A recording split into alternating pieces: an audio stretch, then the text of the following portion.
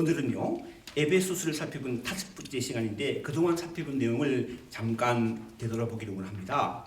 신약 성경 27권 중에 에베소서, 빌립보서, 골로새서 그리고 빌레몬서 이 4권을요 우리는 옥중서신이라고 부릅니다. 예수님의 복음을 전한다는 이유 하나로 로마 감옥에 갇혀있던 사도 바울이 자신이 복음을 전하여 세웠던 교회와 성도를 생각하면서 쓴 편지이기 때문입니다. 역사학자들은요, 사도 바울이 그의 나이 60대 중반, 즉 자신의 신앙이 그야말로 최고조로 성장하고 성숙했을 때 이제 마지막일지도 모른다는 마음으로 이 편지를 기록한 것으로 보고 있습니다. 바울은요, 그의 일생 동안 3차례의 세계 순교 여행을 했는데 2차 선교 여행에서 안디옥으로 돌아가는 길에 그 당시 로마 제국의 한 중심지였던 에베소에 잠시 머무른 적이 있었고, 또 3차 선교 여행 때는 3년간 에베소에 머물면서 복음을 전했는데, 모든 선교 여행을 마치고 예루살렘으로 돌아가는 길에 항반도시 밀르드에 에베소 교회 장로들을 불러 눈물 어린 고별 선교를 할 정도로 깊은 애정을 가지고 있는 교회였습니다. 그런데 그러한 에베소 교회 내에 성도들을 잘못된 신앙의 길로 인도하는 거짓 교사가 있다는 소식을 전해 듣게 되었고, 요한계시록 2장에 의하면 에베소 교회가요 나중에는요 처음 사랑을 잊어버렸다는 책망이 나옵니다. 따라서 이러한 에베소 교회에 대하여 사도 바울은 1장 4절로 5절에서 이렇게 군민합니다. 보면 곧 창세전에 그리스도 안에서 우리를 택하사 우리로 사랑 안에서 그 앞에 거룩하고 흠이 없게 하시려고 그 기쁘신 뜻으로 우리를 예정하사 예수 그리스도로 말미암아 자기의 아들들이 되게 하셨으니, 그리고 계속되는 6절에서요 이는 그가 사랑하시는 자 안에서 우리에게 거저 주시는 바 그의 은혜의 영광을 찬송하게 하려는 것이다 라고 하면서 특별히 사랑을 강조합니다. 그리고 이어지는 10절에서요 하늘에 있는 것이나 땅에 있는 것이 다 그리스도 안에서 통일되게 하려 하심이라 라고 합니다. 그러니까 사도 바울이 에베소 교회에 보낸 편지에서 전하고자 하는 핵심은요 예수의 사랑 안에서 하나가 되라는 거예요. 예수의 사랑 안에서 하나 될 때에 신앙생활 하면서 만나는 여러 가지 영적인 도전을 이겨내고 하나님의 뜻을 이루는 은혜의 삶을 살 수 있기 때문입니다. 이러한 사도 바울의 메시지는요 비단 에베소 교회 성도들에게 주는 것이 뿐만 아니라 오늘 우리에게도 주는 메시지이기도 하죠. 1장 1절을 보면요 사도된 바울은 에베소에 있는 성도들과 그리스도 예수 안에서 있는 신실한 자들에게 편지하노니라고 말하고 있기 때문입니다. 그러므로 코로나 바이러스 팬데믹으로 말미암아 일상적인 삶이 힘든 비상 상황에서 예수의 사랑 안에서 하나가 되는 것은요 우리에게 닥친 위험을 넉넉히 이기고 하나님의 뜻을 이루며 승리할 수 있는 영적인 비결인 줄 믿습니다. 그러므로 예수의 사랑 안에서 하나가 되십시다. 이를 위해요 오늘처럼 마음을 다하여 함께 하나님을 찬양하고 함께 예배하십시다. 그리고 서로를 위해서 기도하고 극심한 어려움을 당하고 있는 세상을 위해 믿음으로 함께 기도하십시다. 그리할 때 우리에게 닥친 어려움을 넉넉히 이기고 승리하는 삶을 살게 될 것입니다. 우리 지금 이렇게 약속하셨죠. 요한복음 16장 33절 말씀 보시면요 세상에서는 너희가 환난을 당하라 담대하라 내가 세상을 이기었노라 하셨어요. 사망의 권세를 깨뜨리시고 다시 사심으로 세상을 이기신 우리 주님이 예수 믿는 우리와 함께 하심으로 우리는 어떠한 환난을 당한다 할지라도 세상을 이기게 될 줄로 믿습니다. 우리가 살펴보는 오늘 본문이 우리가 믿는 세상에 이기신 주님이 어떠한 분인가를 아주 분명하고 자세하게 설명하고 있다는 거예요. 20절 초반에 말씀 보시면요 그의 능력이 그리스도 안에서 역사하사 하나님의 능력이 그리스도 안에서 역사하신다는 말인데 한겨레 성경을 보면요, 앞절인 19절에서 문장이 끊어지고 20절에서 세 문장이 시작되지만 영어 성경은요 19절의 문장과 함께 연결된 것으로 번역하고 있습니다. 왜냐하면 헬라 전체는요 다 한 문장이거든요.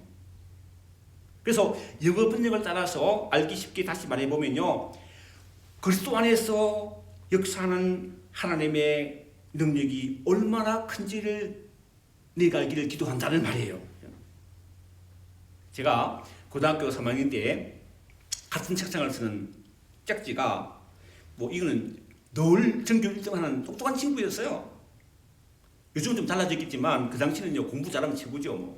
최고죠. 그래도 그 친구는 잘난 척 하지 않았기 때문에 친구들에게 인기도 많았고 선생님 사랑도 독차지했죠. 졸업 후에는 당연히 서울 S대로 진학했죠.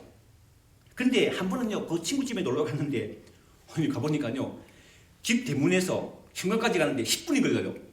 아니 엄청난 부자더라고요. 정말 깜짝 놀랐습니다. 이렇게 우리는 가까이 지내는 사람도 잘 모를 수가 있습니다. 이와 같은 일이 우리의 신앙생활에도 일어납니다. 우리가 예수 믿으면서도요, 예수님이 얼마나 큰 분인지를 제대로 모른다는 거예요. 그러므로 우리가 믿는 하나님의 지극히 큰 능력이 무엇인지 알고 우리가 믿는 예수 안에서 역사하신 하나님의 큰 영역을 알아야 한다는 거예요. 그것을 알고 의지하고 승리하며 살아가는 저와 여러분이 되기를 바랍니다. 오늘 우리가 살펴보는 본문이 우리가 믿는 그리스도 안에 임한 하나님의 능력이 어떠한 것인지를 구체적으로 보여주고 있습니다. 20절 중반절부터 21절 말씀까지 읽어보겠습니다. 읽어보면 죽은 자들 가운데에서 다시 살리시고 하늘에서 자기의 오른편에 앉히사 모든 통치와 권세와 능력과 주권과 이 세상뿐 아니라 오는 세상에 일컫는 모든 이름 위에 뛰어나게 하시고, 먼저 죽은 자들 가운데서 살리시고입니다. 여러분 집에서 화초를 길러보신 분 아시겠지만 화초가 있으면요 집이 이렇게 분위기가 떠요. 오늘 화분 있잖아요. 예쁜 화분이 살잖아요, 그죠? 그런데 화초가 죽으면요 그건 흉한 것이 없습니다. 그거 흉하죠. 의왕 속에 키우는 물고기도 마찬가지입니다. 살아서 막 연습할 때는요 싱싱하죠. 그런데 죽으면요 냄새 납니다. 갖다 버려야 됩니다. 사람도 예우가 아니라는 말이에요. 사람의 죽음은 모든 것을 끝나게 합니다. 죽음은요 아무리 사랑했던 사람이라도 함께 할 수 없게 합니다. 그래서 어두움의 세력인 사탄은 자신에게 허락된 권세를 사용하여 하나님의 아들 예수 그리스도를 십자가에 못 박아 죽게 했습니다. 그리고 십자가에 못 박혀 죽으신 예수를 목격한 수제자 베드로는요 나는 물고기 잡으러 가노라 라고 했고 다른 자들도 우리도 함께 가노라 라고 했던 것입니다. 왜? 십자가 위에서 예수님이 죽으면 모든 것이 끝난 것으로 생각했기 때문이죠. 그런데 여러분 정말 상상치 못한 일이 일어났습니다. 하나님께서 십자가에 못 박혀 죽으신 예수를 다시 살리신 것입니다. 그리고 사망의 권세를 이기시고 다시 사신 부활하신 예수님을 목격한 시몬 베드로는요 성령을 받은 후에 이스라엘 사람들에게 이렇게 담대히 증거하지요. 사도행전 3장 14절 15절 말씀입니다. 읽어보겠습니다.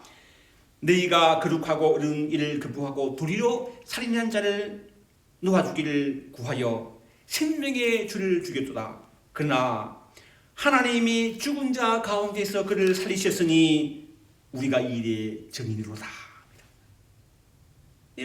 예수 믿는 사람들 핍박하러 다메섹으로 가는 길에 죽음을 이기시고 부활하신 주를 만난 사도 바울도 이렇게 고백합니다. 로마서 1장 4절 말씀이죠. 성경의 이름으로는 죽은 자들 가운데 부활하여 능력으로 하나님의 아들로 선포되셨으니 곧 우리 주 예수 그리스도시니라. 사랑하는 성도 여러분, 우리가 믿는 예수님은요 죽은 자들 가운데에서 다시 살리신 하나님의 능력이 임하신, 그리고 임하시는 분인 줄로 믿습니다. 20절 하반절 말씀 다시 읽어보겠습니다. 하반절 말씀 읽어보면 하늘에서 자기의 오른편에 앉히사 합니다. 그죠? 누가복음에 보면 잔치의 청함을 받은 사람들이 스스로 높은 자리에 앉는 것을 보신 예수님께 이렇게 말씀하시죠. 누가복음 14장 8절 9절 말씀인데요. 네가 누구에게나 혼인잔치에 청함을 받았을 때 높은 자리에 앉지 말라. 그렇지 않으면 너보다 더 높은 사람이 청함을 받은 경우에 너와 그를 청하는 자가 와서 너더러 이 사람에게 자리를 내주라 하리니 그때에 부끄러워 끝자리로 가게 되리라. 혼인잔치에도 상승 높은 자리가 있다는 거예요. 15세기 이탈리아 화가 작가 레오나르도 다빈치가 그린 최후의 만찬 그림을 보면요, 예수님을 중심으로 좌우에 6제자들이 앉아있는 걸 봅니다. 중앙이 상속이라는 얘기, 높은 자리라는 것이죠. 당연하죠. 예수님이 스승님이시니까. 그런데 오늘 본문의 사도 바울은 하나님께서 예수님을 하늘에서 자기의 오른편에 앉히사라고 합니다. 아무나 오른편에 앉을 수 없는데 주석가들은 이 표현이 왕의 즉위식을 묘사한 시편 110편 1절에서 왔다고 말합니다. 시편 110편 1절을요, 현재인의 성경 읽어보면 이렇게 말합니다. 여호와께서 나의 주님에게 말씀하셨다. 내가 네 원수들을 네 발 앞에 굴복시킬 때까지 너는 내 오른편에 이끌라. 이렇게 하나. 우리가 믿는 예수께서 하나님의 보좌 우편에 앉아서 지금도 실제적인 왕의 능력을 행하고 계신다는 거예요. 그래서 사도 바울은요, 골로새서 3장 1절로 4절에 이렇게 말합니다. 그러므로 너희가 그리스도와 함께 다시 살리심을 받았으면 위의 것을 찾아라. 그리스도께서 하나님 우편에 앉아 계시느니라. 위의 것을 생각하고 땅의 것을 생각하지 말라. 이는 너희가 죽었고 너희 생명이 그리스도와 함께 하나님 앞에 감추어졌습니다. 우리의 생명이신 그리스도께서 나타나실 때에 그때에 너희도 그와 함께 영광 중에 나타나리라.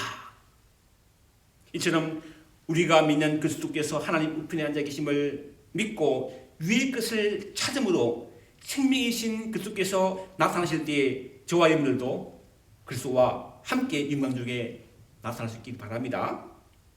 계속 이어지는요, 오늘 본문 21절 말씀이죠. 읽어보면요, 모든 통치와 근세와 능력과 주권과 이 세상뿐 아니라 온 세상에 이끄는 모든 이름 위에 뛰어나게 하시고, 예수께서 뛰어나시다는 것을 아주 다양하고 길게 설명하고 있는데, 여기서 뛰어나다라는 헬라어 휘페라노라고 하는데요, 이 똑같은 단어가 에베소서 4장 10절에 써있습니다. 읽어보면 내리셨던 그가 예수님이죠. 그가 곧 모든 하늘 위에 오르신 자니, 모든 하늘 위라는 게 똑같은 단어라는 거예요. 그러니까 더 높은 곳이 어디에도 없는 모든 이름 위에 뛰어나신 분이 우리가 믿는 예수님이란 말씀이에요. 여러분, 우리가 믿는 예수님보다 더 높은 분은 어디에도 그리고 영혼이 없습니다. 그럼 세상 살아갈 때 여러분 높은 분이 나타나면 어떡하죠? 복종합니다. 저는 예전에 그 직장 생활할 때 다니는 그 회사 사무실에 가장 높은 분이요, 포항 출장 쪽 수장이었어요. 수장 앞에서는 다 걱정 못하죠. 수장이 말하면 해야 되죠. 근데 만약 서울 본사에서 지금 높은 사람이 내려오면요, 그 수장도 꼼짝 못합니다. 하물며 회장에서 사는 사람이 그거는 말할 수 없죠. 이처럼 모든 이름 위에 높으신 예수님 앞에 만물은 복종할 수밖에 없는 것이죠. 22절 상반절 말씀이죠. 또 만물을 그의 발 아래에 복종하게 하시고, 여기서 복종하게 하시고의 헬라어 휘페 닥산이라는 말인데, 그 말은 뜻은 무슨 뜻이냐면 만물이 그분에게 달려있다는 것입니다. 만물이 예수님의 손에 달려있다는 거예요. 초자연적인 영적인 차를 말할 것도 없고, 모든 세계 인간들 그리고 하늘의 별까지도 하나님의 손이 달려있다는 거예요.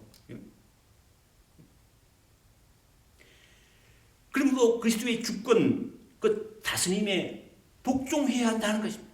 그래야만 참 생명을 누리며 살 수 있기 때문입니다.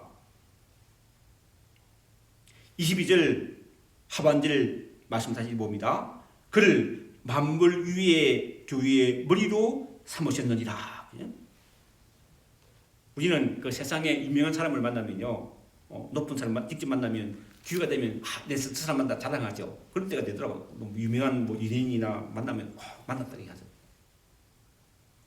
그 사람과 개인적인 친분을 가지고 오시면 두말할 필요도 없죠. 만약 내가 예를 들어서 대통령과 허물이 지낸다.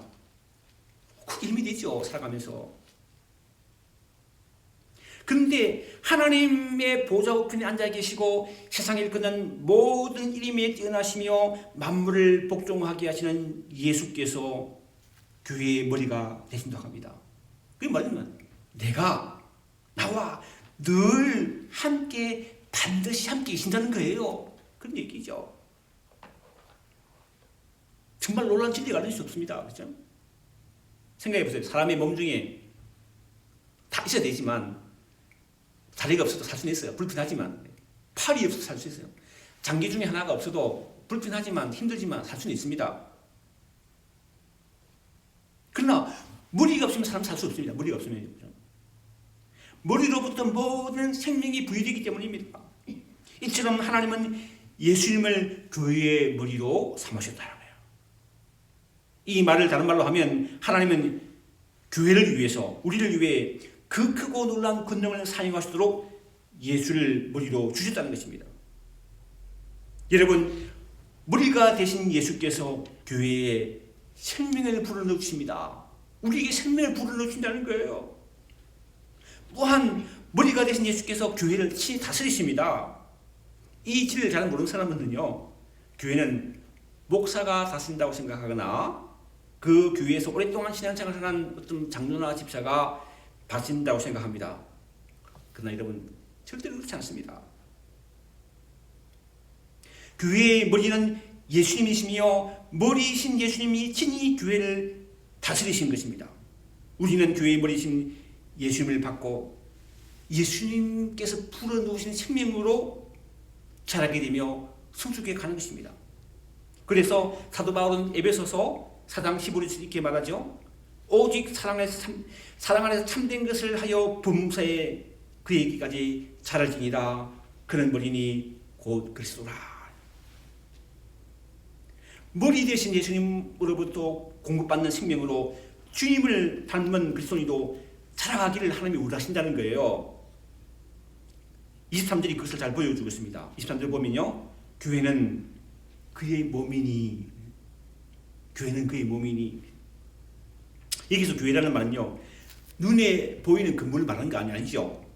에반스빌 하는 교회 하면 챈들러에 있는 우리 교회 건물을 말하는 것이 아닙니다. 아니라 예수 믿는 사람의 모인 우리가 바로 교회입니다. 저와 여러분이 다 교회라는 거예요. 오늘 온라인 예배 드리는 사람까지 다 교회라는 거예요.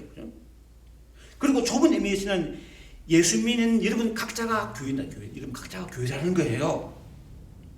그런데 교회는 그의 몸이란, 예수님의 몸이라는 거예요. 그죠?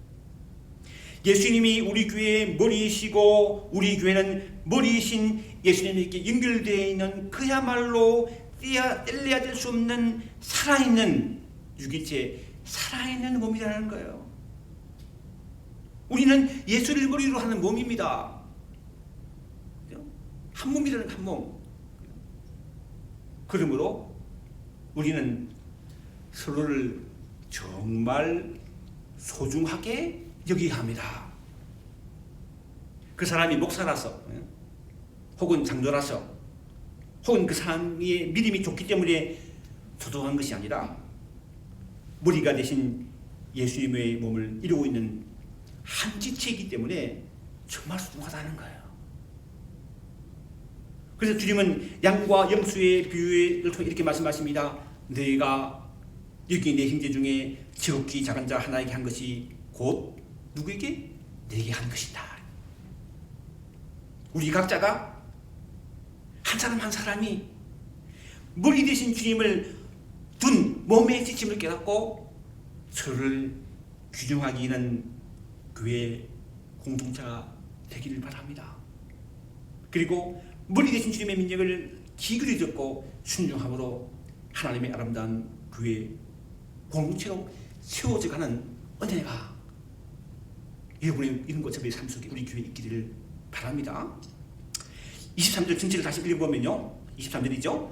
교회는 그의 몸이니 만물 안에서 만물을 충만하게 하는 이의 충만이다. 현대인의 성경 이렇게 번역하고 있습니다. 현대인의 성경 보면요, 교회는 그의 몸이며 어디서나 모든 것을 넘치도록 채워주는 분이 계신 곳입니다.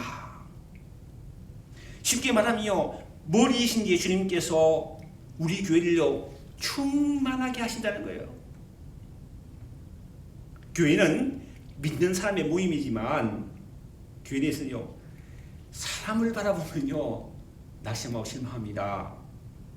사람의 부족한 모습을 보게 될 수 있기 때문입니다. 그래서 예수를 믿지만 교회는 다니지 않는다는 말이 나오죠. 여러분, 교회에서 사람만 보면 안 됩니다. 목사만 보아서도 안 됩니다. 교회에 주님이 계시다는 것을 믿음으로 바라보아야 합니다. 왜냐하면요, 성경이 이렇게 가르치고 있기 때문이죠. 그러므로 주님이 바라보는 눈으로 교회를 바라봐야 된다는 거예요. 주님이 바라보는 눈으로 교회를 바라봐야 된다는 거예요. 그죠? 여러분, 어떤 부모가 자기 자식이 부족하다고 자기 자식이 아니 사는 사람이 있습니까? 부족한 자식이 있어요. 그 부족한 자식이 엄마 아빠 하는데 내 자식 아니 하는 사람이 있습니까? 없지요. 자식이 부족해도 엄마 아빠라고 다 부르면요, 그래 사랑합니다. 그 도와줍니다. 그렇죠? 이처럼 우리 주님께서 우리 교회를 그렇게 바라보시고 우리를 사랑하시고 부족한 우리 교회를요 주님이 친히 충만하게 하신다는 거예요. 우리가 고난받아 어려운 상황이지만 주님을 바라보면 주님이 친히 충만하게 하신다는 거예요. 주님의 몸을 이루고 있는 우리 교회는, 모든 교회는요 여전히 약점과 한계를 가지고 있지만, 내가 약점이 있잖아요. 한계 있잖아요. 그러나 주님의 눈으로 교회를 바라보고 주님의 눈 나를 바라보고 내 교회니까 주님의 사랑으로 서로 사랑하고 주님의 사랑으로 하나님 믿음을 사랑하세요. 나를 사랑하고 내 삶을 사랑하고 그리고 주님께 모든 걸 맡김으로 주님께서 충만케 하신 은혜를 체험하는 우리 교회 저와 여러분 되시기를 주님의 이름으로 축원합니다. 기도하겠습니다. 주님, 우리는 여러 가지 약점과 한계를 가지고 있습니다. 그럼에도 불구하고 주님이 우리를 사랑하심을 인하여 감사합니다. 주님의 사랑으로 우리 교회를 바라보고 나를 바라보게 하시고 주님의 사랑으로 서로 사랑하며 주님께 인생을 맡기고 교회를 맡기며 주님께서 충만케 하신 은혜를 체험하며 사랑들을 될수록 축복해 주옵소서. 예수님의 이름으로 기도하옵나이다. 아멘.